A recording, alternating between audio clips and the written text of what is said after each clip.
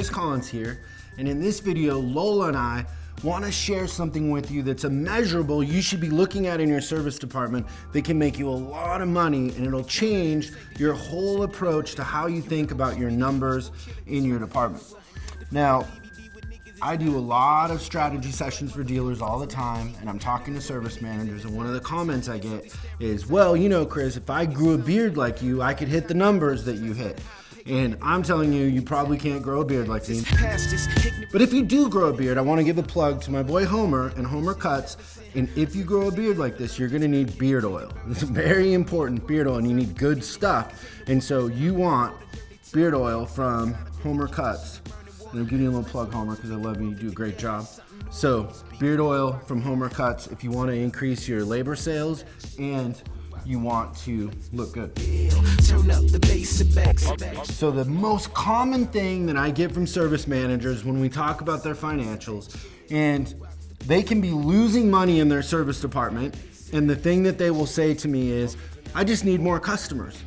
And most of the time I can show them the math that just more customers equals more losses, because you're losing so much money per customer that comes through because your pricing strategies are wrong and your whole approach is wrong. And everybody in the old school part of our industry still are chasing hours per RO. And if anybody tells you that they can increase your hours per RO by half an hour, they don't understand profitability in a service department and what today's market is all about. Because today it's about selling a lot of little maintenance because we don't have the big repair jobs like we had before, and we don't want our advisors walking away from tire rotations and the little stuff. And if you put too much emphasis on hours per RO, that's what you're going to get. So we need to focus on the customer experience, and we need to focus on selling a lot of the little stuff, because that's where we're going to win. And that's how we here at Chris Collins Inc. take service departments from breaking even or losing a little bit of money to 30% net to gross and amazing CSI.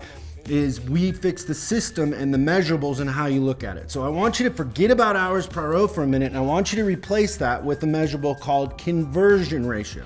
And what conversion ratio is simply is it's your warranty RO count divided by your customer pay RO count. And I'm gonna write that up here. So we have conversion,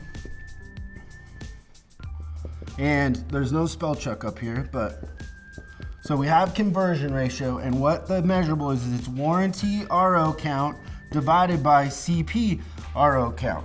Now, what we've seen the last couple years is with all of these recalls that have happened, the Chevy stores and GM stores, Ford, Honda, a lot of the stores that had a lot of recalls, their warranty RO counts have gone way up, but their customer pay RO counts have stayed the same or gone down. And the way that we look at warranty RO counts is opportunity. So all of those cars coming in, even if they have maintenance, and we learned this years ago with BMW, we came up with this when BMWs and Audis and Mercedes had maintenance.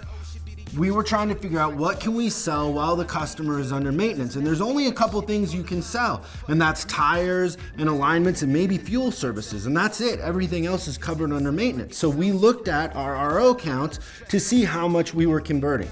Now, if I look at a Chevy store, and let's say, for example, 1,000 customer pay repair orders in your dealership, and let's say you're writing 1,000 warranty repair orders, your conversion ratio is going to be 1-to-1. So if you divide the warranty RO count into the customer pay RO count, you're going to get 1. This number should be below 0.5. And so what that tells me every time I see that is the next question I'll ask is, well, how many alignments did you sell last month? And most of the time they'll say, I don't know, which means not very many, or the answer is 25 or 30 or something like that. Well, on this RO count, you should be selling close to 300 alignments. So you want to have the right pricing strategy because you want to sell your alignments for a profit. So you want to make sure that those items have a high effective labor rate. But you want to make sure that your advisors have a system in place to convert in order to sell alignments and rotations and things like that.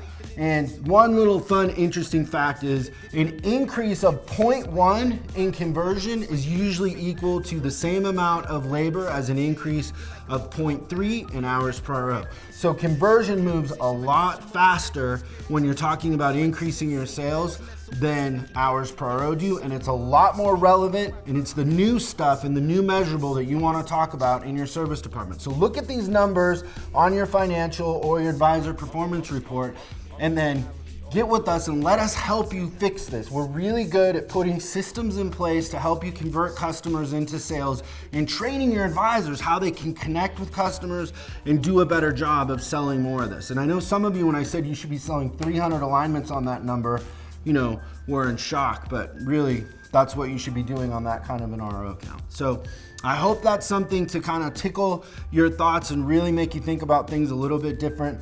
Be wary of the bad wolf just talking about hours per RO, and really think about it a little bit different. Thanks, and I'll talk to you again soon.